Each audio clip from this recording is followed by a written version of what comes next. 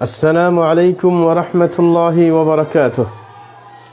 الحمد لله رب العالمين والصلاة والسلام على سيد المرسلين نبينا محمد وعلى آله وصحبه أجمعين ما بعد.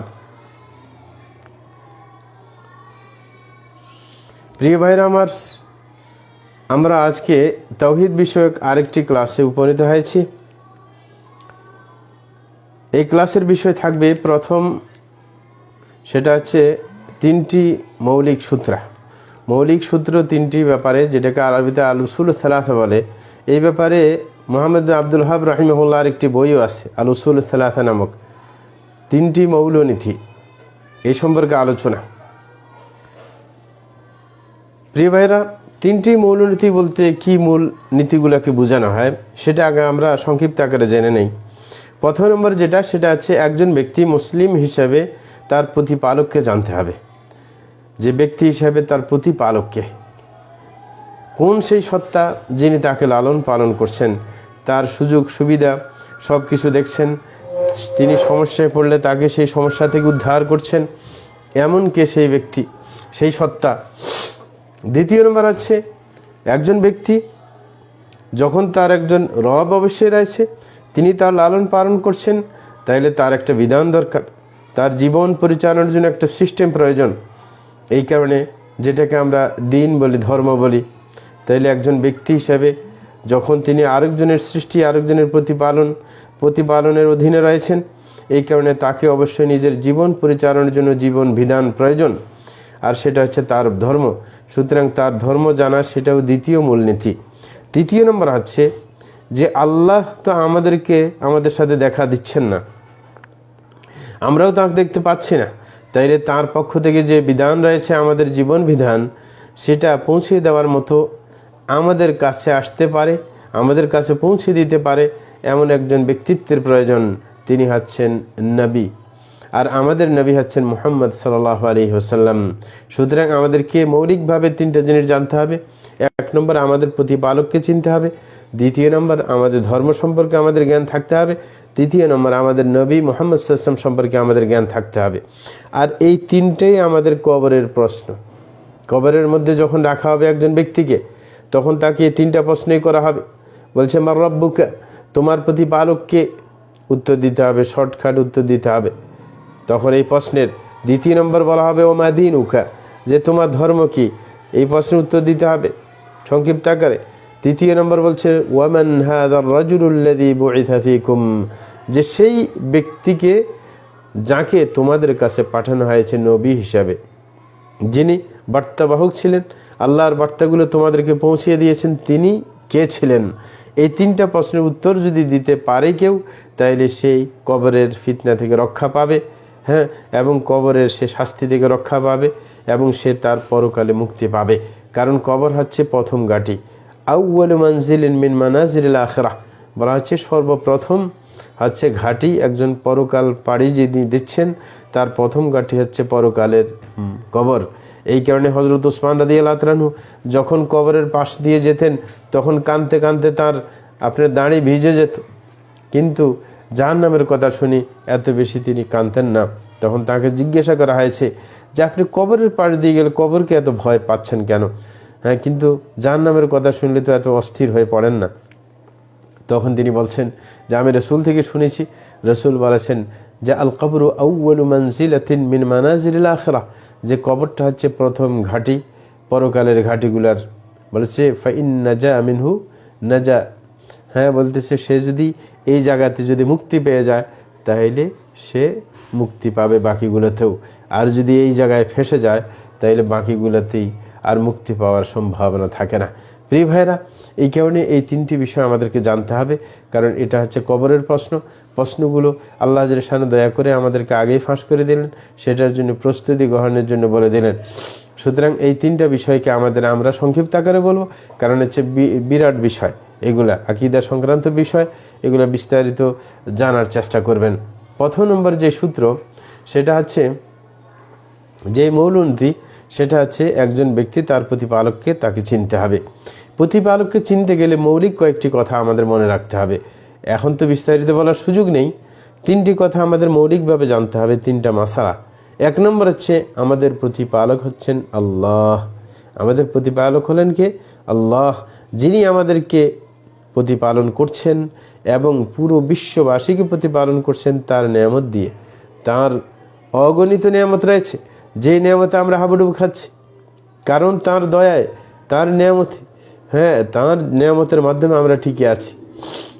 পানি একটি নিয়ামত, বাতাস একটি নিয়ামত, নিয়ামতের হিসাব করে শেষ করা যাবে না। আল্লাহ নিজে বলেছেন, ওয়াইন তাউদ্দু নি'মাতাল্লাহি লা তুহসুহা, যে তোমরা যদি আল্লাহর নিয়ামতকে গুনতে থাকো কখনো গুণে শেষ করতে পারবে না, গুণে শেষ করা সম্ভব নয়। সুতরাং আল্লাহর যে নিয়ামত দিয়েই তো আমাদের লালন পালন করছেন। সুতরাং আমাদেরকে সর্বপ্রথম মনে করতে হবে আমাদের রব হচ্ছে আল্লাহ, যিনি আমাদেরকে প্রতিপালন করে যাচ্ছেন তার নিয়ামত দিয়ে। তার নিয়ামত দিয়ে আমাদেরকে ঘিরে রেখেছেন। আর এই নিয়ামতের যত বেশি কৃতজ্ঞতা আদায় করব তত বেশি আল্লাহ নিয়ামত বাড়িয়ে দিবেন। আল্লাহ বলছেন, লা ইন শাকারতুম লাযিদান্নাকুম, আর যদি কুফরি করি, এটা অস্বীকার করি, তাইলে শাস্তি কঠিন হবে। ওয়ালা ইন কাফারতুম ইন্না আযাবি লাশাদীদ। বলা হচ্ছে যে যদি আপনার অস্বীকার করা হয় তাইলে জেনে রাখবে আমার শাস্তি হচ্ছে খুবই কঠিন। প্রিয় ভাইরা, তাইলে অবশ্যই আমাদেরকে প্রথম জানতে হবে যে আল্লাহ আমাদেরকে নিয়ামত, প্রচুর নিয়ামত দিয়ে আমাদেরকে লালন পালন করছেন, তার নিয়ামতে আমরা হাবুডুবু খাচ্ছি। দ্বিতীয় নম্বর যেই মশালাটি জানতে হবে এই ক্ষেত্রে, সেটা হচ্ছে আল্লাহই একমাত্র আমাদের মাবুদ। তিনি হচ্ছেন আমাদের ইবাদত পাওয়ার উপযুক্ত, আমাদের উপাসনা পাওয়ার উপযুক্ত। তিনি ছাড়া আর কোনো সত্তা এমন নেই যিনি আমাদের ইবাদত পেতে পারেন, আমাদের উপাসনা পেতে পারেন। কারণ একটা বাংলা ভাষায় কথা আছে, যার নুন গায় তার গুণ গায়, নুন খায় তার গুণ গায়। সুতরাং যখন আল্লাহর নিয়ামত আমরা ভোগ করছি তাইলে তার ইবাদত করতে হবে। আল্লাহর নিয়ামত যখন ভোগ করতেছি তাইলে তাঁরই ইবাদত করতে হবে, এটাই স্বাভাবিক কথা।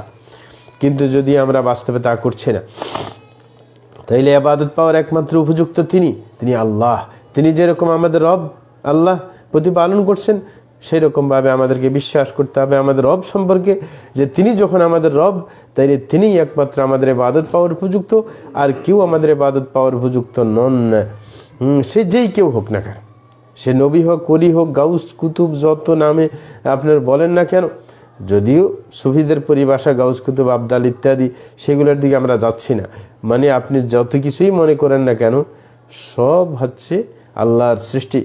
সুতরাং কারোর ইবাদত চলবে না আল্লাহর পাশাপাশি। কারণ যিনি, যার আল্লাহর পরে যার আপনি ইবাদত করতে যাবেন, যার উপাসনা করতে যাবেন, তিনি তো আপনাকে সৃষ্টি করেন নাই। প্রথম কথা হচ্ছে এটা। কেউ বলবে না আমাকে অমুকে সৃষ্টি করেছে, না, তাকে আল্লাহ সৃষ্টি করেছেন, আর কেউ সৃষ্টি করেননি। সুতরাং ইবাদত তারই চলবে।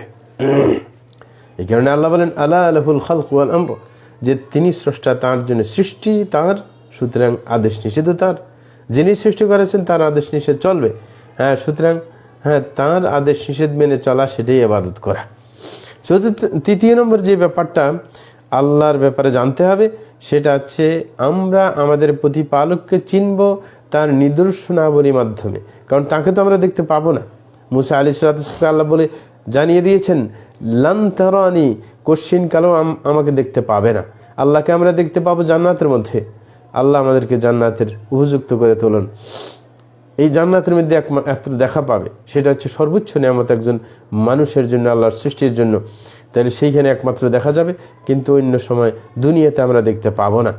ইন্নাকা লা তুদরিকুল আবসার, বলছে লা তুদরিকুল আবসার, যে কোনো আপনার চক্ষু দৃষ্টিশক্তি তাকে আয়ত্ত করতে পারে না। তাইলে আমরা জান্নাতে গেলে দেখব, কিন্তু বর্তমানে আমরা কিভাবে চিনব সেটার মাধ্যম বলছি। একটা হচ্ছে আল্লাহর নিদর্শনাবলী, আরেকটা হচ্ছে তার বড় বড় যে আল্লাহর সৃষ্টি, সেগুলোর মাধ্যমে আল্লাহকে আমাদের চিনতে হবে।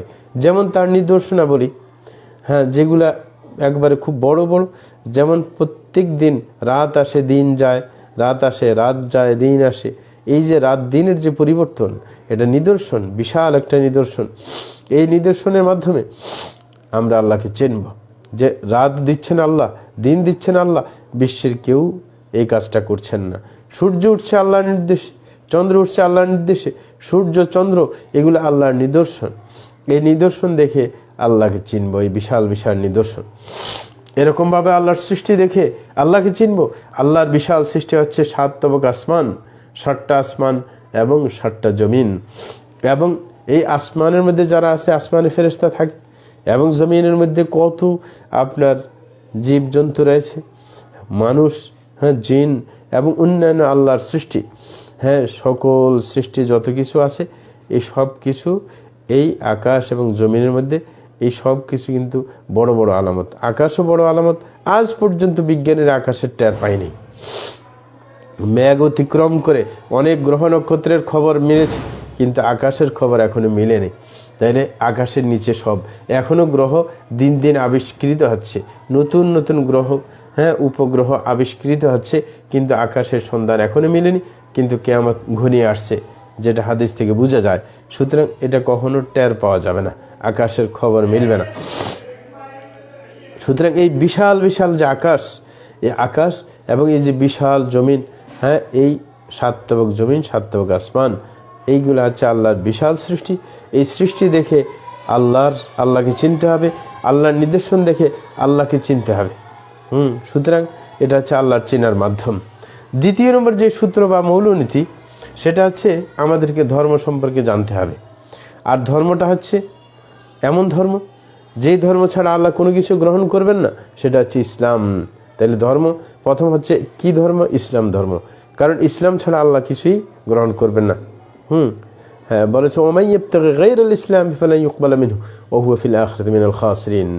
যে ইসলাম ছাড়া অন্য কিছু অন্বেষণ করবে, হ্যাঁ, নিজের জীবন, হ্যাঁ, আপনার কি বলে যে বিধান হিসাবে, সেই ব্যক্তি ক্ষতিগ্রস্তই হবে। আর আল্লাহ নিজেই বলছেন ইন্নাদ-দীন ইনদাল্লাহিল ইসলাম, যে আল্লাহর কাছে একমাত্র গ্রহণযোগ্য ধর্ম আছে ইসলাম, এর ব্যতিরেকে কোনো কিছু নেই। ইসলাম কাকে বলে সেটা আমাদেরকে জানতে হবে। আরবিতে বলা হয় আল ইসলামু লিল্লাহি বিত-তাওহীদ ওয়াল ইনকিয়াদু লাহু বিত-তাআহ ওয়াল বারাআতু মিনাশ শিরকি ওয়া আহলি। বলা হচ্ছে যে ইসলাম মানে হচ্ছে এককভাবে আল্লাহর কাছে মাথা নত করা, আল্লাহর সামনে এককভাবে, আর কারোর সামনে না। এটাকে তাওহীদ বলা হয়। তাওহীদের মাধ্যমে আল্লাহর কাছে আত্মসমর্পণ করা, এককভাবে আল্লাহর কাছে আত্মসমর্পণ করা। দ্বিতীয় নম্বর আনুগত্য করা, তার একচ্ছত্র আনুগত্য একমাত্র তারই চলবে। একচ্ছত্র আনুগত্য, কোনো শর্তবিহীন, কোনো শর্ত থাকতে পারবে না, সম্পূর্ণরূপে আনুগত্য তারই করতে হবে। এখানে কোনো কিছু দেখার বিষয় না। কিন্তু অন্যের আনুগত্য করতে গেলে আল্লাহর আনুগত্যের বাইরে যায় কিনা না পক্ষে থাকে সেটা দেখার বিষয়, কিন্তু আল্লাহর আনুগত্য হবে একচ্ছত্র, নিঃশর্ত। তাইলে দ্বিতীয় নম্বর একটা হচ্ছে তাওহীদ, এককভাবে আল্লাহর সামনে আত্মসমর্পণ করা। দ্বিতীয় নম্বর একচ্ছত্রভাবে আল্লাহর আনুগত্য করা। তৃতীয় নম্বর হচ্ছে শিরক এবং মুশরিকদের থেকে আপনার নিজকে সরিয়ে নেওয়া, যে এদের সাথে কোনো সংযোগ থাকবে না, এদের থেকে সম্পূর্ণরূপে নিজকে দূরে সরিয়ে ফেলতে হবে। কারণ আল্লাহর সাথে এদের কানেকশন নেই। হ্যাঁ, শিরক আল্লাহ দেখতে পারেন না, মুশরিকদেরকে আল্লাহ দেখতে পারেন না। এই কারণে আল্লাহ নিজেই বলেন আনা আগনা শুরাকা আনি শিরক, যে আমি সবচেয়ে বেশি, আপনি শিরককে আমি কখনো সহ্য করতে পারি না। হ্যাঁ, মান আশরাকা মাই গায়রি তারাকতু ওয়া শিরকা, কেউ যদি আমার সাথে অন্য কাউকে যদি শরীক বানায়, আমি সেই শিরককেও প্রত্যাখ্যান করব, যে শিরক করছে আমার সাথে শরীক বানিয়েছে তাকেও প্রত্যাখ্যান করব। মানে কাউকে আমি কখনো পাত্তা দেব না। তাইলে একচ্ছত্রভাবে মাথা পেতে নিতে হবে, তার কাছে আত্মসমর্পণ করতে হবে এবং তার আনুগত্য করতে হবে নিঃশর্তভাবে, এবং শিরক এবং মুশরিকদের থেকে দূরে থাকতে হবে। তাদের সাথে কোনো আপনার যোগাযোগ থাকতে পারবে না, সম্পর্ক থাকতে পারবে না। প্রিয় ভাইরা, এই যে আমাদের দিন, যেটা দিন জানতে হবে, এই দিনের কতগুলো স্তর রয়েছে। দিনের স্তর হচ্ছে 3টি, যেটা হাদিসে জিবরিলের মধ্যে আমরা দেখতে পাই। রাসূল আকরাম সাল্লাল্লাহু আলাইহি ওয়াসাল্লামের কাছে যখন জিবরিল আলাইহিস সালাম মানুষের ছবি ধরে এসেছেন, তখন রাসূলকে কয়েকটা প্রশ্ন করেছেন। বলছে মাল ইসলাম, যে ইসলাম কাকে বলে? তখন রাসূল ইসলামের পরিচয় দিলেন, এবং তখন জিবরিল বলল সাদাক্তা, আপনি সত্য বলেছেন। তখন রাসূল, সাহাবায়ে কেরাম আশ্চর্য হয়ে গেলেন, আরে এ সাপোর্ট দেয় কীভাবে? এই কীভাবে বুঝতে পারলো যে রাসূল সত্য বলেছেন? কারণ তার জ্ঞান তো বেশি তাইলে। হ্যাঁ, সুতরাং এই যে ইসলাম সম্পর্কে জিজ্ঞাসা করলেন, দ্বিতীয়বার জিজ্ঞাসা করলেন মাল ঈমান, ঈমান কাকে বলে? রাসূল ঈমানের রুকনগুলো বললেন। আগে ইসলামের রুকনগুলো বললেন, ইসলামের রুকন 5টা বললেন, ঈমানের রুকন 6টা বললেন। তারপরে সে বলে কি সাদাক্তা, আপনি সত্য বলেছেন। সাহাবায়ে কেরাম আরও আশ্চর্য হয়ে গেলেন। তারপরে জিজ্ঞাসা করলেন মাল এহসান, এহসান কাকে বলে? হ্যাঁ, তখন রাসূল আকরাম সাল্লাল্লাহু আলাইহি ওয়াসাল্লাম এহসান বললেন।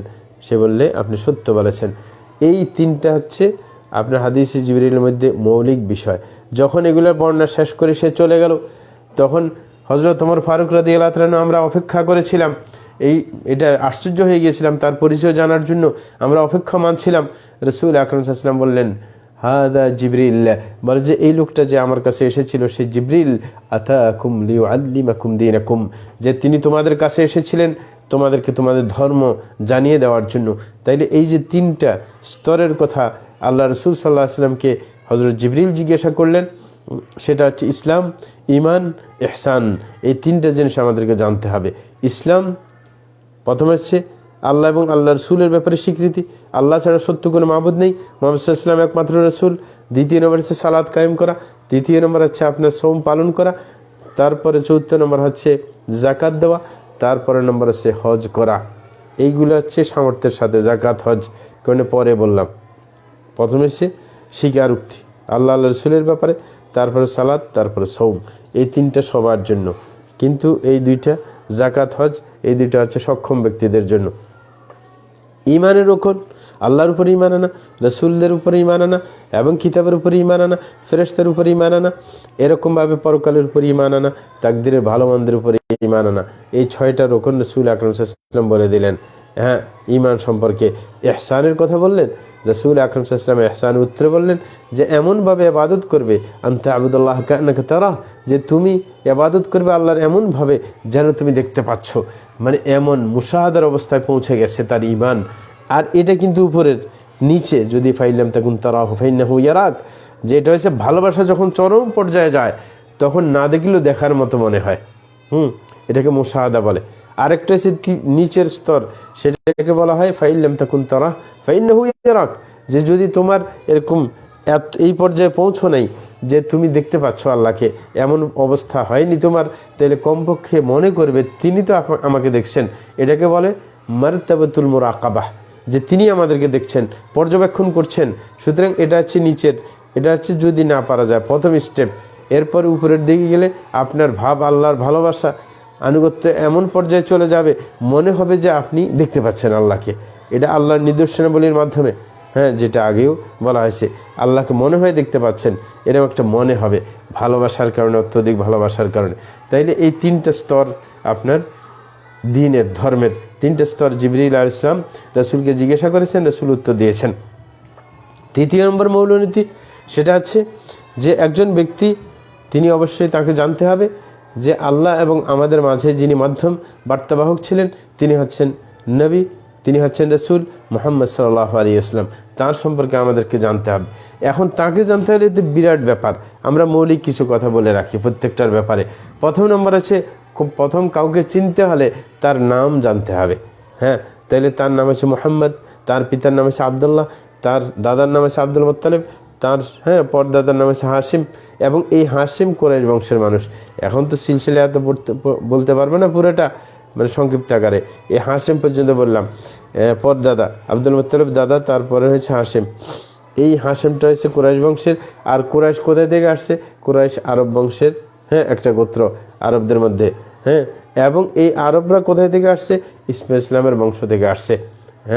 ইসমাঈল ইবনে ইব্রাহিম আল খলিল আলাইহিমুসসালাম, তার বংশধর এই আরবরা। এটা হচ্ছে ওনার সংক্ষিপ্ত তার বংশ এবং তার নামের পরিচিতি। বিস্তারিত আপনার রাসূলের জীবনচরিত অনেক আছে, আপনি যে কোনো সংক্ষিপ্ত আকারে কোনো বই প্রথমে পড়বেন, তারপর উপর দিকে যাবেন। আর রাহিকুল মখতুম একটা বই আছে মোবারকপুরি সাহেবের, সেটা পড়লে চমৎকার জ্ঞান নিতে পারবেন। সেটা বাংলা হয়েছে, তিনি যদি আরবিতে লিখে থাকেন না কেন পুরস্কার পেয়েছেন তিনি আন্তর্জাতিক, সুতরাং সেটা পড়ে নিতে পারেন। এখন হচ্ছে এটা মৌলিক, একজনকে চিনতে হলে তার বংশ জানতে হবে, নাম জানতে হবে। দ্বিতীয় নম্বর হচ্ছে তার বয়স কত, কারণ তিনি তো মানুষ, তিনি তো মৃত্যুবরণ করেছেন, কতদিন তিনি দুনিয়াতে ছিলেন সেই সম্পর্কে মৌলিকভাবে জানতে হয়। তার বয়স ছিল 63 বছর। 63 বছরের মধ্যে নবুয়ত পাওয়ার আগে ছিল 40 বছর। 40 বছর পরে তিনি নবুয়ত পেয়েছেন। নবুয়ত পাওয়ার পর তিনি 23 বছর নবী রাসূল হিসেবে জীবন যাপন করেছেন।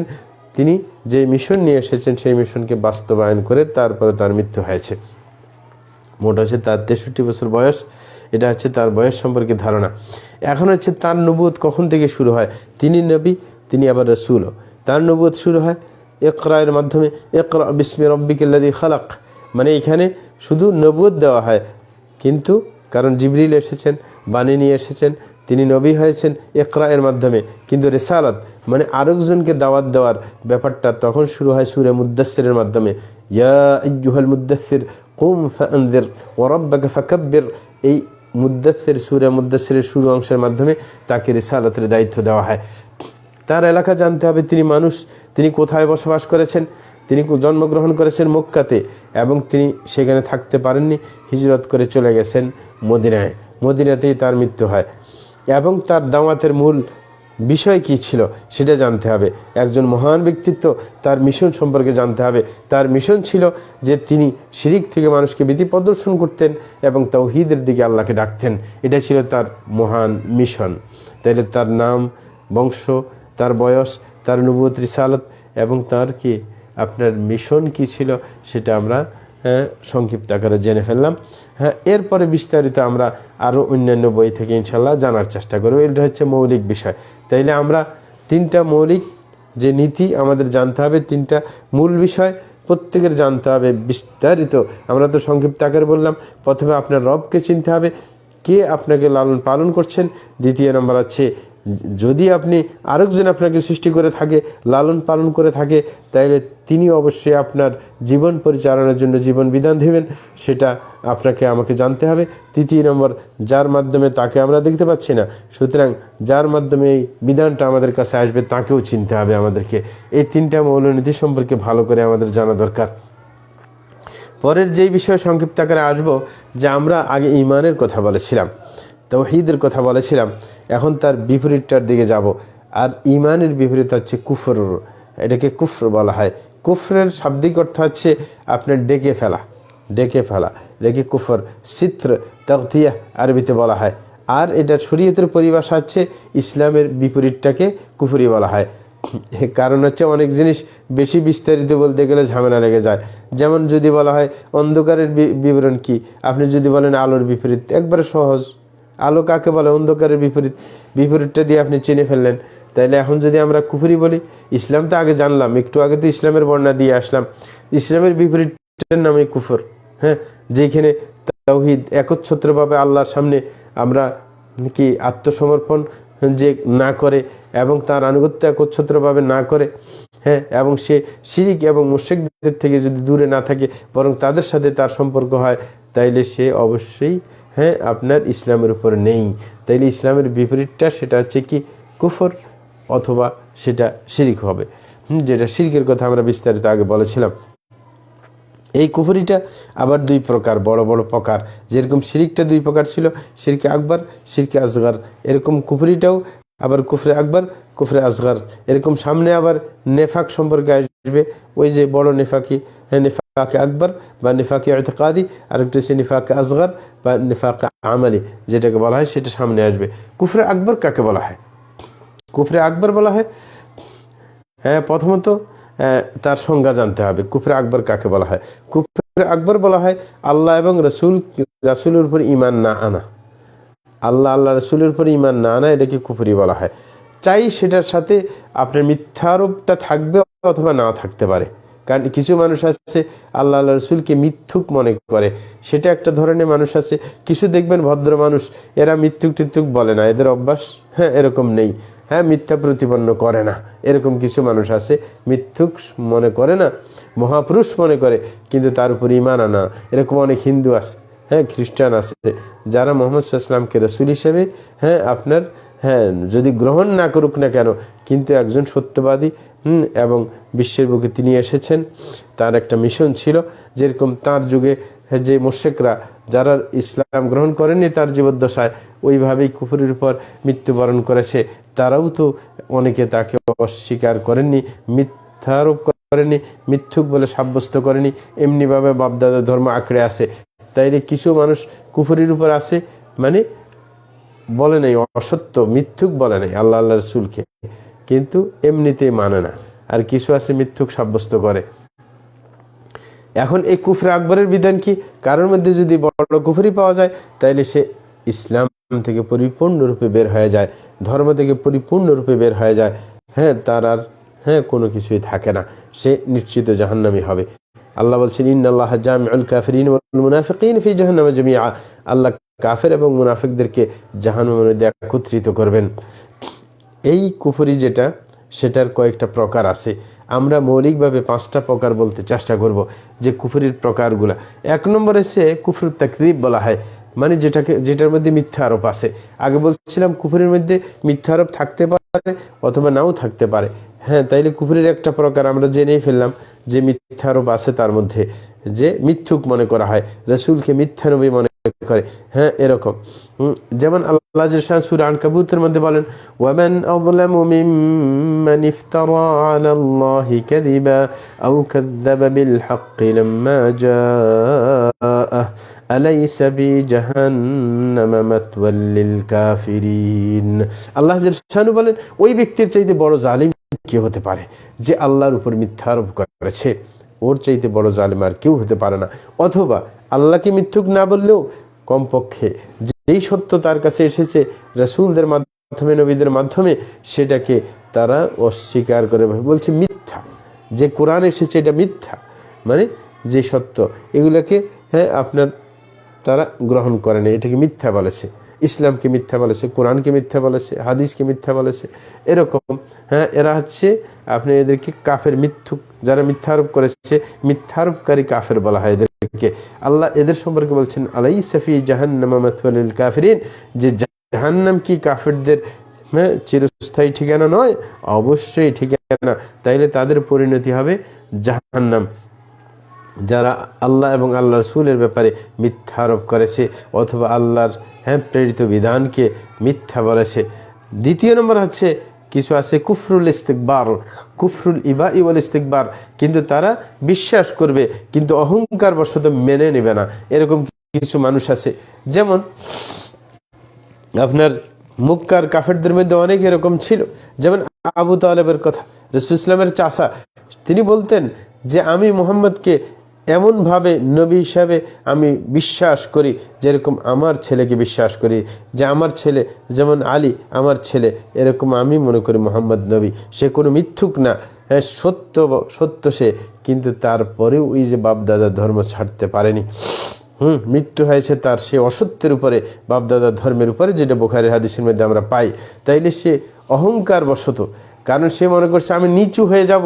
কারণ মৃত্যুর সময় যখন সে একটু নরম হয়ে আসছিল, রাসূল যখন বলছেন ইয়া আম্মি কুল লা ইলাহা ইল্লাল্লাহ কালিমাতান উহাজ্জু লাকা বিহা ইনদাল্লাহ, যে হে রাসূল, আপনি, হে আমার চাচা, আপনি বলুন লা ইলাহা ইল্লাল্লাহ, এই কালিমার বিনিময়ে আল্লাহর সাথে আমি তর্ক করব আপনাকে বাঁচিয়ে নেওয়ার জন্য। কিন্তু সে বলে নাই, সে তার বন্ধুর দিকে তাকিয়েছে। তারা বলছিল যে তুমি এখন মৃত্যুর সময় তোমার ভাতিজার কথা শুনে মরবে, আরবরা তোমাকে লজ্জা দিবে। তাইলে এই আপনার অহংকার করে নিজের ব্যক্তিত্ব টিকিয়ে রাখার জন্য সে কিন্তু মানল না। এরকম আরেকটা আছে আপনার ইবলিস। ইবলিস তো আল্লাহর কথাই শুনেন নাই, আল্লাহর সাথে গাদ্দারি করেছে। যেমন আল্লাহ সূরা বাকারার মধ্যে আল্লাহ জাল্লাহু বলেছেন ওয়াইদ কুলনা লিল মালাইকাতি ইসজুদু লি আদম ফাসাজাদু ইল্লা ইবলিস আবা ওয়াস্তাকবারা ওয়া কানা মিনাল কাফিরিন। আল্লাহ জাল্লাহু বলেন আমি যখন বলেছিলাম ফেরেশতাদেরকে তোমরা সেজদা করো আদমকে, তখন সবাই সেজদা করলো, কিন্তু ইবলিস সেজদা করলো না। ইবলিস কিন্তু ফেরেশতা না, কিন্তু ফেরেশতাদের কাছেই ছিল, কারণ তখন সে ইবাদত গুজার ছিল, ফেরেশতাদের পাশে অবস্থান করত। অন্য আয়াতের মধ্যে ইবলিস সম্পর্কে আল্লাহ নিজেই বলছেন কানা মিনাল জিন্ন ফাসাকা আন আমরি রাব্বিহ, সে তো জিন ছিল, সে আল্লাহর আদেশ অমান্য করেছে। কারণ সাথে ছিল বলে আল্লাহর নির্দেশ সবার জন্য, সাথে যে থাকে তার জন্য হয়। আল্লাহ নিজেই বলছেন আবা, সে অস্বীকার করে বসলো, মানে সিজদা করতে, ওয়াস্তাকবার, সে অহংকার করে বসলো। সে বলছে আনা খায়রুম মিনহু খালাকতানি মিন নারিন ওয়া খালাকতাহু মিন নার মিন তিন, যে আমি তো তার চাইতে উত্তম, আমি কেন তাকে সিজদা করতে যাব? কারণ সে তো, তাকে সৃষ্টি করেছেন আপনি মাটি দিয়ে, আর আমাকে সৃষ্টি করেছেন আগুন দিয়ে। সুতরাং আগুনের আপনার অবস্থান অনেক উপরে মাটির চাইতে। সুতরাং আমি উত্তম হয়ে অনুত্তমের সে সামনে মাথা ঝুঁকাতে যাব কেন, সিজদা করতে যাব কেন? সেটা হবে না। এই কারণে সে, আল্লাহ বলছেন সে ওয়াস্তাকবার, সে অহংকার করেছে, অহংকার করে আল্লাহর নির্দেশ সে অমান্য করেছে। অথচ সে আল্লাহ সম্পর্কে জানতো। সরাসরি আল্লাহর সামনে তর্ক করে আল্লাহর মানে আদেশটা মানলো না, তাইলে সেটা হচ্ছে অহংকার বশত না মানা। এরকম অনেক মানুষ আছে সত্যকে ডিনাই করে, অহংকার করে, কিন্তু জানে যে ওই কথাটা ঠিক।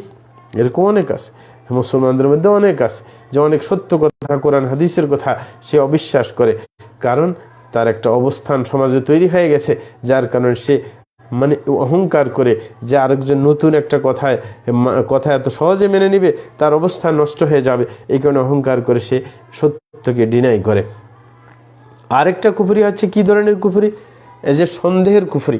অনেকে আছে সন্দেহ করে, সন্দেহ করে, যেটা একবারে শরীয়তে নিশ্চিতভাবে প্রমাণিত কোরআন দিয়ে, বিশুদ্ধ হাদিস দিয়ে, সেই রকম কোনো জিনিসকে কেউ যদি আপনার অমান্য করে বসে, যে সে না অমান্য তো আগে বলছিলাম, সেই ব্যাপারে যদি সন্দিহান হয়ে থাকে, সন্দেহ করে, এটাও কিন্তু কুফরির একটা প্রকার। না, সন্দেহ থাকতে পারবে না, ঈমান অটল অবিচল হতে হবে, ইয়াকিনের পর্যায়ে পৌঁছাতে হবে, এখানে সন্দেহের কোনো অবকাশ থাকতে পারবে না। সূরা কাহফের মধ্যে আল্লাহ জাল্লা শানু দুই বন্ধুর কথা বলেছিলেন। প্রথমে কাফের বন্ধুর কথা বলেছিল, মানে সে সন্দেহের রোগে ভুগছিল। আল্লাহ বলেন, ওয়াদাখালা জান্নাতাহ ওয়া হুয়া যালিমুন লিনাফসিহি ক্বালা মা আযুন্নু আন তাবিদা হাযিহি আবাদা ওয়া মা আযুন্নু আস-সাআতা কাইমাহ ওয়া লাইন রুদিতু ইলা রাব্বি লাআজিদান্না খায়রান মিনহা মুনকালাবা قال له صاحبه وهو يحاوره أكفرت بالذي خلقك من تراب ثم من نطفة ثم سواك رجلا لكن هو الله ربي ولا أشرك بربي أحدا। বলেন আল্লাহ বলেন যে একজন ব্যক্তি দুইজনে কথোপকথন করতেছিল, একজন ইমানদার, আরেকজন হচ্ছে সন্দেহের কারণে কাফের হয়েছিল। তো সে তাকে পরকাল সম্পর্কে স্মরণ করিয়ে দিয়েছিল, কিয়ামত সম্পর্কে তাকে স্মরণ করিয়ে দিয়েছিল। কিন্তু ওই যে কাফের বন্ধুটা কি বলে যে তার একটা বড় বাগান ছিল, এই বাগানের মধ্যে সে প্রবেশ করে সে নিজের উপর নিজে জুলুম করেছে। কুফরি করার একটা জুলুম, কারণ কুফরির কারণে সে জাহান্নামে জ্বলতে বাধ্য হবে। সুতরাং সে জালিম, সে নিজের উপর নিজে জুলুম করেছে। যিনি তাকে এই বাগানের মালিক বানিয়েছেন তার সাথে তিনি জুলুম করেছে। বলে যে সে নিজের বাগানে ঢুকে বলে,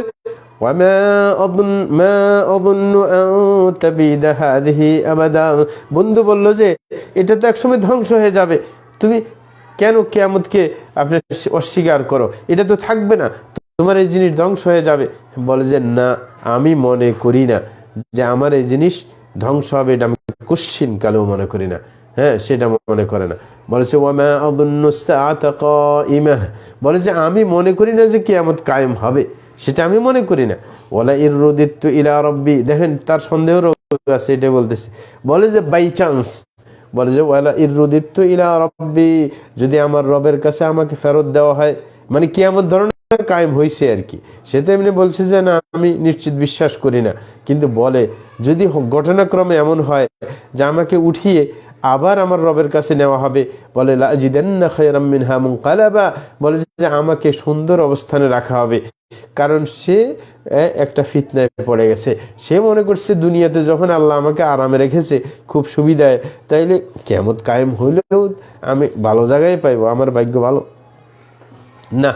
তার ইমানদার সাথী বলছে কি, ক্বালা লাহু সাহিবুহু ওয়া হুয়া ইউহাওয়িরুহু, তার বন্ধু, ইমানদার বন্ধু তার সাথে কথোপকথন করতেছিল, সে এই সন্দেহের রোগ দেখে বুঝলো যে সে আসলেই পরকালকে, সে কিয়ামতকে অস্বীকার করে বসেছে, সে সন্দেহের মধ্যে আপনার পড়ে গেছে। বলছে আকাফারত, কুফরি বলেছে সেই লোকটা, বলছে আকাফারতা বিল্লাযী খালাকাকা মিন তুরাব, বলে যে তুমি কি ওই সত্তার সাথে কুফরি করে বসেছো যে তোমাকে মাটি থেকে সৃষ্টি করেছেন। মাটিতে কিভাবে? কারণ আদম যিনি আমাদের সবার পিতা, তাকে আল্লাহ মাটি দিয়ে সৃষ্টি করেছেন। তারপরে থুম্মা মিন নুতফা, এরপরে আমরা তো বীর্যের মাধ্যমে সৃষ্টি হচ্ছি, প্রত্যেকে বীর্যের মাধ্যমে সৃষ্টি হয়ে আছে। বলে যে থুম্মা সাওয়াকা রাজুলা, অতঃপর আল্লাহ তোমাকে একজন সুপুরুষ বানিয়ে দিয়েছেন। ছোট থেকে সেই বীর্য থেকে আপনার কি রক্তপিণ্ড, তারপরে মাংসপিণ্ড, তারপরে এরকম কি বাচ্চার রূপ নিয়ে পরে আর দুনিয়াতে এসে শিশু থেকে আস্তে আস্তে সে সুপুরুষ হয়েছে, সে বাগান বাড়ির মালিক হয়েছে। হ্যাঁ, তো আল্লাহর সেই খাঁটি বান্দা, সে তাকে কথোপকথনের মাধ্যমে বুঝিয়ে দিয়েছে তার সাথে কুফরি করলে, যিনি তোমাকে সৃষ্টি করেছেন এবং তোমাকে সুপুরুষ বানিয়েছেন, বলে যে লাকিন্নাহু আল্লাহু রাব্বি, বলে যে কিন্তু আমি কিন্তু তোমার মতো এরকম অবিশ্বাস করতে পারি না, আমার সন্দেহ নেই। বলে যে হু আল্লাহু রাব্বি, আল্লাহ আমার প্রতিপালক, এতে কোনো সন্দেহ নেই। ওয়ালা উশরিকু বিরাব্বি আহাদা, আমি তার সাথে কখনো কাউকে শরীক বানাতে পারি না। তাইলে এটা হচ্ছে সন্দেহের আপনার কুফরি, কারণ সেই ব্যক্তি সন্দিহান ছিল যে কিয়ামত কি কায়েম হবে, এই ব্যাপারে সন্দিহান ছিল, তাইলে সন্দেহ করলেও কিন্তু কাফের হয়ে যায় মানুষ। তাহলে তৃতীয় নম্বর হচ্ছে সন্দেহের কুফরি। দ্বিতীয় নম্বর হচ্ছে অহংকার বশত যে ডিনাই করার কুফরি সত্যকে। আর প্রথম নম্বর ছিল আপনার যেটাকে মিথ্যা আরোপ করার কুফরি বলা হয়। চতুর্থ নম্বর যেটা কুফরির প্রকার, সেটা হচ্ছে আপনার সত্য থেকে মুখ ফিরিয়ে নেওয়া। হ্যাঁ, ফিরিয়ে নেওয়ার কুফরি। যেমন আল্লাহ সূরা আহকাফের মধ্যে বলেন ওয়াল্লাযীনা কাফারু আম্মা উযিরু মু'রিদুন, বলা হচ্ছে যে যারা কাফির তারা যেই ব্যাপারে তাদেরকে ভীতি প্রদর্শন করা হচ্ছে সেই ব্যাপার থেকে তারা মুখ ফিরিয়ে নেয়, মনে করে এগুলো হচ্ছে হুজুর মজুরের কাজ। হ্যাঁ, অনেকে এরকম মনে করে ধর্মকর্ম এইগুলা হুজুরদের কাজ, এগুলো আমার কাজ না, আমি এসে দুনিয়া নিয়ে ব্যস্ত। সুতরাং ধর্মের সাথে তার কোনো সম্পর্ক নেই, ধর্ম নিয়ে মাথা ব্যথা নেই, কোনো কিছু নেই। হ্যাঁ, এরকম কিছু মানুষ দুনিয়াতে আসে, বর্তমানে সংখ্যা দিন দিন বাড়ছে এদের, যে ধর্মের দিকে কোনো তাদের মনোযোগ নেই, একবারে মুখ ফিরিয়ে নিয়েছে, দুনিয়া নিয়ে ব্যস্ত। এটাকে কুফরুল ইরাদ বলা হয়, যে কোনো কানেকশন নেই, ধর্ম নিয়ে চিন্তা ধারণা কিচ্ছু নেই, বাস নিজে আরেক দুনিয়াতে আসে। আরেকটা হচ্ছে পঞ্চম নম্বর যেটা বলবো, সেটা হচ্ছে নেফাকের কুফরি। হ্যাঁ, নেফাক যদি কাদের মধ্যে থাকে, যে ভিতরে ভিতরে সে আপনার কুফরিকে লুকিয়ে রেখেছে, প্রকাশ করেছে ইসলামকে, তাইলে সেও কিন্তু কাফের। হ্যাঁ, কারণ হচ্ছে সে ভিতরে ভিতরে কি কাফের। হ্যাঁ, মুনাফিকি এটাকে বলা হয়, কারণ সে লুকোচুরি খেলছে এই জন্য। হ্যাঁ, আল্লাহ জাল্লাহু সূরা মুনাফিকুনের মধ্যে বলেন ذلك بأنهم آمنوا ثم كفروا فتبع على قلوبهم فهم لا يفقهون। আল্লাহ জাল্লাহু বলেন যে এই জন্য তারা পথভ্রষ্ট হয়েছে, যে তারা ঈমান এনেছে ঠিকই, আবার তারা কুফরি করেছে। আল্লাহ জাল্লাহু যখন দেখেছেন একবার সত্যের দিশা পেয়েছে, তারপর আবার এই সত্যকে ডিনাই করেছে, তখন আল্লাহ তাদের অন্তর উপর মোহর মেরে দিয়েছে। আল্লাহ বলেন তারপরে আর তার বুঝ আসবে না, ফাহুম লা ইয়াফকাহুন। হ্যাঁ, কারণ সে সত্য পেয়ে আবার ডিনাই করেছে। এ মারাত্মক অপরাধী ওই ব্যক্তির চাইতে যেই ব্যক্তি সত্য এখনো পায়নি, কিন্তু এ পেয়ে তারপর আবার ডিনাই করা, তাইলে এ আপনার কি নেফাকের মধ্যে মুনাফিকি পাওয়া যায়। কারণ সে ভয়ে উপরে উপরে ভাব দেখায় মুসলমানের, ভিতরে ভিতরে কুফরি লুকিয়ে রেখেছে। বর্তমান বিশ্বের দিকে তাকাইলে মুসলমানের সংখ্যা, মুসলমানদের মধ্যে মানে মুনাফিকের সংখ্যার কোনো শেষ নাই। কারণ হচ্ছে মুনাফিকদের কখন অবস্থান হয় বিশ্বের বুকে, মুনাফিক কখন শুরু হয়েছে মুনাফিকি, ইসলাম যখন শক্তিশালী থাকে তখন মুনাফিকরা লুকিয়ে থাকে, ইসলাম যখন একটু দুর্বল হয়ে যায় তখন মুনাফিকরা আবার মাথা ছাড়া দিয়ে উঠে। যেমন বর্তমান বিশ্বের মধ্যে ইসলামের অবস্থা শক্তিশালী না, এই কারণে মুসলমান নামী মুনাফিকরা কিন্তু এখন প্রকাশ্যে নিজের নেফাককে প্রকাশ করে দেয়। যেমন এই কিছু সময়ের মধ্যে, কয়েক বছরের মধ্যে অনেক মুনাফিক নিজের মুখ দিয়ে কুফরি শব্দ বের করেছে, আমরা অনেকে জেনে ফেলেছি। হ্যাঁ, আপনার এরকম প্রচার মাধ্যমের বদৌলতে। যেটা বলছিলাম সেটা হচ্ছে কুফরির প্রকারগুলো আবার বলে দেই। এক নম্বর কুফরি যেটা, সেটা হচ্ছে মিথ্যা আরোপের কুফরি। দ্বিতীয় নম্বর যে কুফরি আমরা বলেছিলাম, সেটা হচ্ছে মিথ্যা আরোপ পাওয়া যাবে না, কিন্তু অহংকারের কারণে সত্যকে অস্বীকার করা। তৃতীয় নম্বর যেটা বলবো সেটা হচ্ছে আপনার সন্দেহের কুফরি, মানে পরিষ্কার ইয়াকিনের পর্যায়ে যাবে না। চতুর্থ নম্বর হচ্ছে আপনার মুখ ফিরিয়ে নেওয়ার কুফরি, মানে সত্যর দিকে তার কোনো ভ্রুক্ষেপে নেই, বা সে তার তালে তালে চলে। আর পঞ্চম নম্বর হচ্ছে মুনাফিকের কুফরি, যখন ইসলাম শক্তিশালী থাকে না তখন আপনার তারা প্রকাশ হয়, কিন্তু ইসলামের যখন একটু শক্তি দেখে তখন আবার মাথা নুয়ে ফেলে। যেরকম এখনকার মানে যখন দেখা যায় যে ধার্মিকরা একটু খেপে উঠেছে, তখন আবার কয় না না এগুলো আমাদের ভুল হয়ে গেছে। আর যখন দেখে যে মনে হয় এরা দুর্বল, একটু ধাক্কা দিয়ে দেখে, তখন পরিষ্কার করে বলে। এ হচ্ছে তাদের অবস্থা। প্রিয় ভাইরা, আমাদের কুফরির বড় কুফরির প্রকার বলছিলাম 5টা, এখন আসবো ছোট কুফরির আলোচনায়। ছোট কুফরি চিনতে গেলে প্রথমে আপনার জানতে হবে ছোট কুফরির সংজ্ঞা। ছোট কুফরি কাকে বলা হয়? এমন প্রত্যেক গুনাহের কাজকে বলা হয় যেটাকে কুফরি বলা হয়েছে কোরআন এবং সুন্নাহর মধ্যে, হ্যাঁ, কিন্তু এটা আসলে বড় কুফরির পর্যায়ে পৌঁছে যায়নি। মানে এটাও কিন্তু অপরাধ, এটাও কিন্তু পাপ কোরআন হাদিসের দৃষ্টিতে, কিন্তু কোরআন হাদিসের দৃষ্টিতে এটা শুধু পাপ না, সেটা কুফর বলে আখ্যায়িত করা হয়েছে, কিন্তু বড় কুফরির পর্যায়ে পৌঁছায় নেই, এই কারণে এটাকে ছোট কুফরি বলে। আগের যে বড় কুফরি তার বিধান বলেছিলাম ইসলাম থেকে সম্পূর্ণরূপে বের করে দিবে, কিন্তু ছোট কুফরির বিধান হচ্ছে এটা হারাম কবিরা গুনাহ, ইসলাম থেকে পুরোপুরি বের করে দিবে না। হ্যাঁ, এবং এর কিছু দৃষ্টান্ত দেই, 4টে দৃষ্টান্ত দেব আমরা সংক্ষেপে।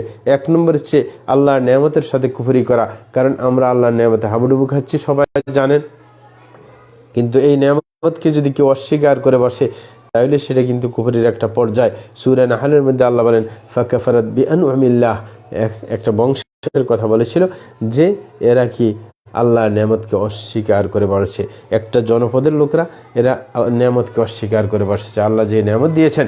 2 নম্বর, কোনো মুসলমান কোনো মুসলিমকে হত্যা করা, এটাকেও হাদিসের মধ্যে কুফরি বলা হয়েছে, হ্যাঁ, অথচ এটা বড় কুফরির পর্যায়ে পৌঁছায়নি।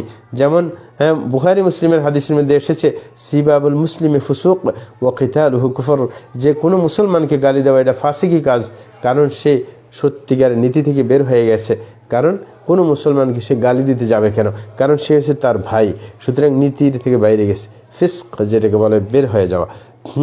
এবং ওয়াকিতালু কুফর, কোনো মুসলমানের সাথে যুদ্ধে লিপ্ত হওয়া, এটা হচ্ছে কুফরি কাজ, কিন্তু এই কুফরিটা কিন্তু আপনার কুফরি আকবরের পর্যায়ে পৌঁছায়নি, এই কারণে এটাকে ছোট কুফরি বলা হয়। 3 নম্বর যেটা হাদিসের মধ্যে কুফরি বলা হয়েছে সেটা হচ্ছে কারোর বংশে, হ্যাঁ, বংশ নিয়ে তুলনা দেওয়া, মানে বংশকে খারাপ বলা, আঘাত করা বংশ নিয়ে, হ্যাঁ, যে তোর বংশ ঠিক নেই, হ্যাঁ, এরকম কিছু বলা। আরেকটা 14 নম্বর যেটা, সেটা হচ্ছে মৃত ব্যক্তির উপর আপনার বিলাপ করা। অনেকে আছে বিলাপের অভ্যাস, কেউ মরে গেলে মহিলারা বিলাপ শুরু করে, পুরুষরা বিলাপ করে না, সাধারণত মহিলারা বিলাপ করে, অনেকে সুন্দর সুন্দর টেনে টেনে বিলাপ করে। আগের যুগে রসুলের যুগে তো বিলাপ করার জন্য ভাড়া করা হইতো, কিন্তু আমাদের দেশে মুসলিম সমাজে ভাড়া টাড়ার ব্যবস্থা নেই, বাকি কিছু মহিলা আছে বিলাপ করার অভ্যাস, হ্যাঁ, কিন্তু এটা কুফরি বলা হয়েছে হাদিসের মধ্যে। মুসলিম শরীফের একটা হাদিসের মধ্যে এসেছে ইথনাতানি ফিন্নাসি হুমা বিহিম কুফর, বলে যে 2টা জিনিস মানুষের মধ্যে পাওয়া যায়, এই 2টা জিনিসের কারণে মানুষগুলো কাফের হয়ে যায়, বলে যে এই দুটোটা কুফরি কাজ। 1 নম্বরে সাত্তানু ফিন্নাসাব, বলে যে বংশের মধ্যে আঘাত করা, বংশ নিয়ে আরেকজনকে আঘাত করা, ওয়ান্নিয়াহাতু আলাল মাইয়িত, এবং মৃত ব্যক্তির উপর বিলাপ করা, এই 2টাও কুফরি। কিন্তু এই যে 4টে কথা বললাম, হ্যাঁ, নিয়ামতকে অস্বীকার করা, মুসলমানকে হত্যা করা, মুসলমানের সাথে হত্যাকাণ্ডে জড়িত হওয়া, এবং বংশ নিয়ে আঘাত করা কাউকে, এবং মৃত ব্যক্তিকে নিয়ে বিলাপ করা, এইগুলাকে হাদিসের মধ্যে আপনার কোরআনের মধ্যে কোনোটার ক্ষেত্রে কুফরি বলা হয়েছে, কিন্তু কুফরে আকবরের পর্যায়ে পৌঁছায়নি বিদায় সেটাকে কুফরে আসগর বলা হয়।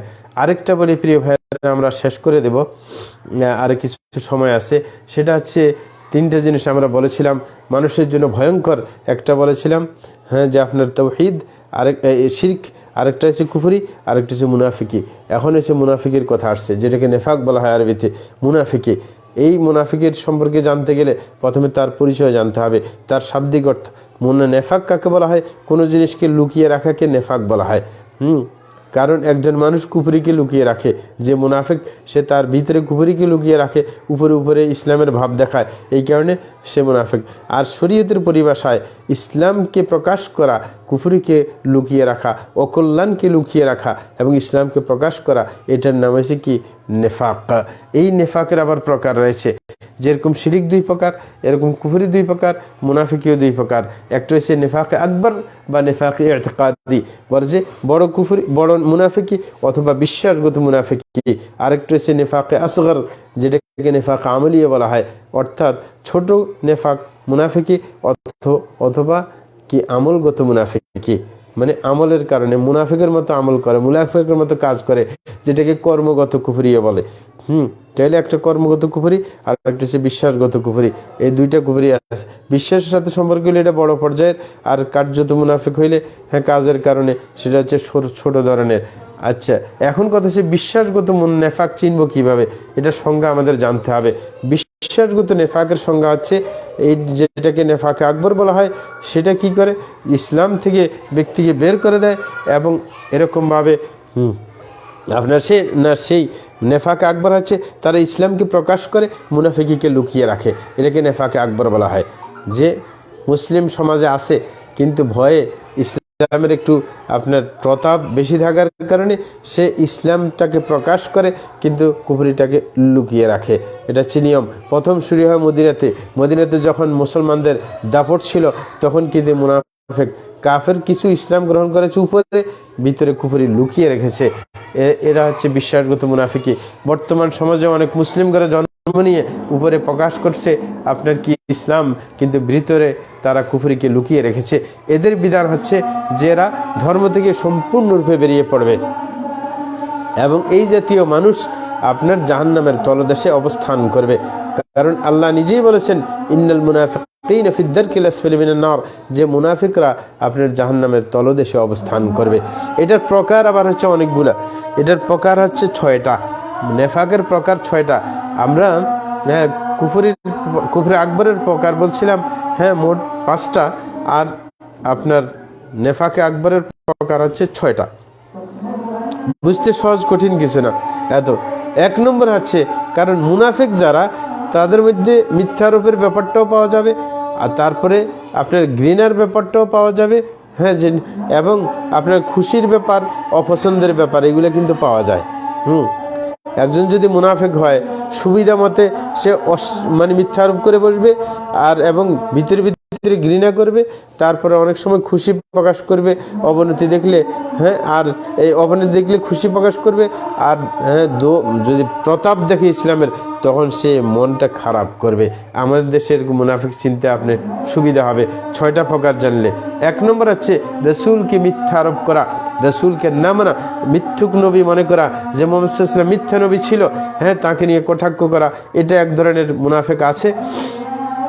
2 নম্বর, ইসলামের যে কোনো বিষয়ে রসুল যা নিয়ে এসেছেন, যে ইসলাম নিয়ে এসেছেন, ইসলামের কোনো বিধানকে মিথ্যা বলা, হ্যাঁ, এটা 2 নম্বর হচ্ছে মুনাফিক, বড় মুনাফিকের 2 নম্বর প্রকার। তাইলে একটা হচ্ছে রসুলকে মিথ্যারোপ করা, আর একটা হচ্ছে ধর্মের কোনো ব্যাপারকে মিথ্যারোপ করা যেটা সত্যভাবে প্রমাণিত। 3 নম্বর হচ্ছে রসুলের সাথে আপনার শত্রুতা পোষণ করা, বিদ্বেষ পোষণ করা, হ্যাঁ, আপনার হিংসা করা, রসুলকে অথবা রসুল যা নিয়ে এসে সেগুলোর প্রতি তার বিদ্বেষ থাকা। মুনাফিকদের মধ্যে এটা আছে, ইসলামের কিছু কিছু বিধান নিয়ে তাদের মধ্যে বিদ্বেষ আছে, বিশ্রী করে তার উপস্থাপন করে। যেমন ইসলামের বহু বিবাহের যে ব্যবস্থা আছে, একজন মুসলমান ছেলে 4টা বিবাহ করতে পারে, এটা নিয়ে অনেকে কটাক্ষ করে, এগুলোকে ঘৃণা করে এবং পর্দা নীতিকে ঘৃণা করে। বর্তমান আমাদের যেরকম সিলেবাসের মধ্যে বস্তার সাথে তুলনা করা হয়েছে, আপনার ভূতের সাথে তুলনা করা হয়েছে পর্দা, হ্যাঁ, নসীন নারীকে, হ্যাঁ, তাইলে এই যে এমনভাবে এটাকে ঘৃণা করে, তারা ঘৃণিতভাবে উপস্থাপন করতে চেয়েছে তারা। 5 নম্বর যেটা, সেটা হচ্ছে যখন ইসলামের কখনো আপনার দুর্বল অবস্থা দেখে তারা খুবই খুশি হয় মুসলমানদের।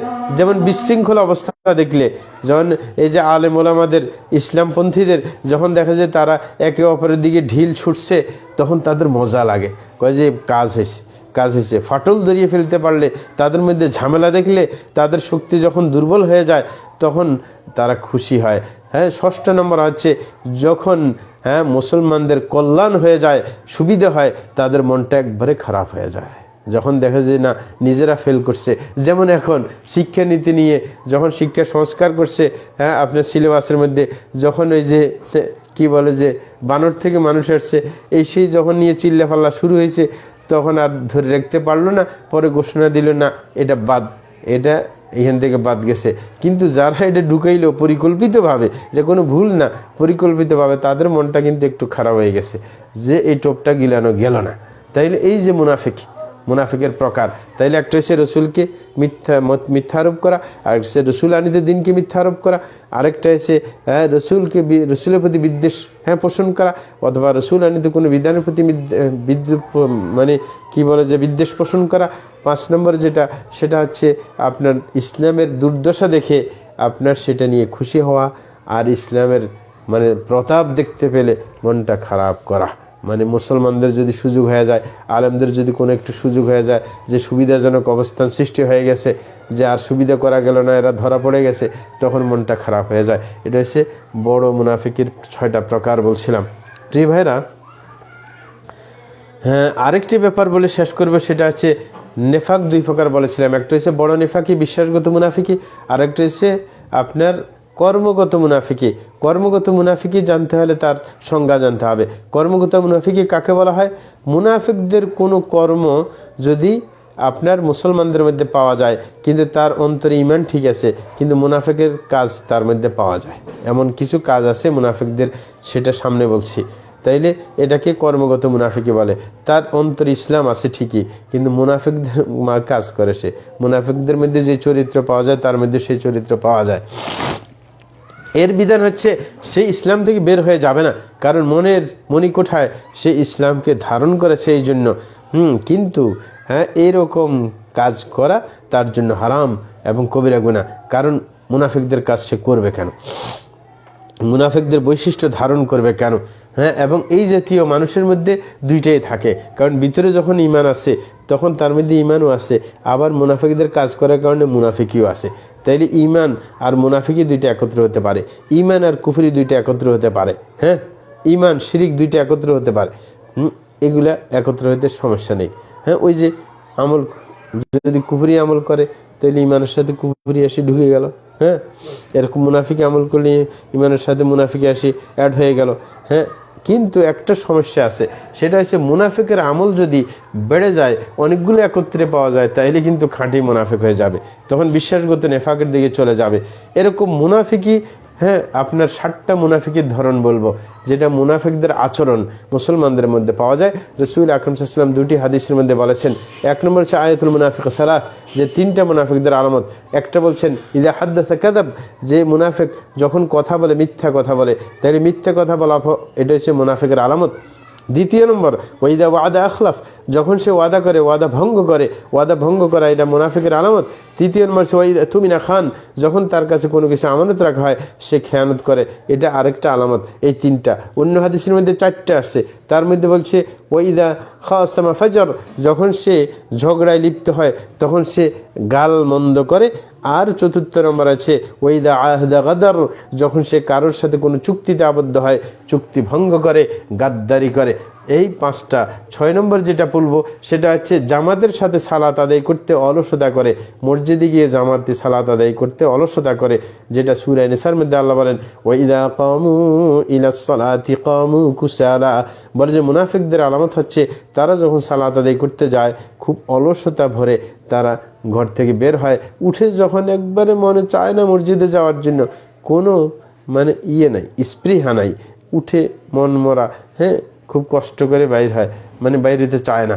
7 নম্বর যেটা, সেটা হচ্ছে কোনো যদি নেক কাজ করে ফেলে, কারণ তার ভিতরে তো মুনাফিকি আছে, এই কারণে নেক কাজ তো মাঝে মাঝে করে, এটাকে দেখানোর চেষ্টা করে, কারণ যে রেগুলার করবে দেখানোর কোনো সিস্টেম তার মাথায় আসে না। কিন্তু যখন মাঝে মাঝে করে তখন এটাকে ভালো করে ভিডিও করে এবং ভালো করে সংরক্ষণ করে ফেসবুকে দেওয়ার চেষ্টা করে, তাইলে এটা দেখানোর জন্য কাজ করে। আল্লাহ নিজেই বলেছেন সূরা নিসার মধ্যে ইউরাউনান নাস, তাদের আরেকটা বৈশিষ্ট্য মুনাফিকদের, তারা মানুষকে দেখায়। নেক কাজ করলে মানুষকে দেখানোর তৎপরতা, প্রিয় ভাইরা বর্তমানে দেখানোর তৎপরতা অনেক বেশি। অনেকে ফেসবুকে ইউটিউবে নিজেদের ভালো কর্মকে প্রকাশ করার চেষ্টা করে, এই প্রকাশ করার চিন্তা চেতনা, এটা হচ্ছে কি মুনাফিকদের নীতি। সুতরাং প্রিয় ভাইরা আমাদের সময় শেষ হয়ে গেছে, আজান হয়ে গেছে, আমরা সালাতের প্রস্তুতি নিব। এই কারণে আজকে এখানে আমরা শেষ করলাম। আল্লাহ জাল্লা শাআনহু আমাদেরকে সত্য বুঝার তৌফিক দান করুন। ওয়া সাল্লাল্লাহু আলা নবিয়িনা মুহাম্মদ ওয়া আলা আলিহি ওয়া সাহবিহি আজমাইন।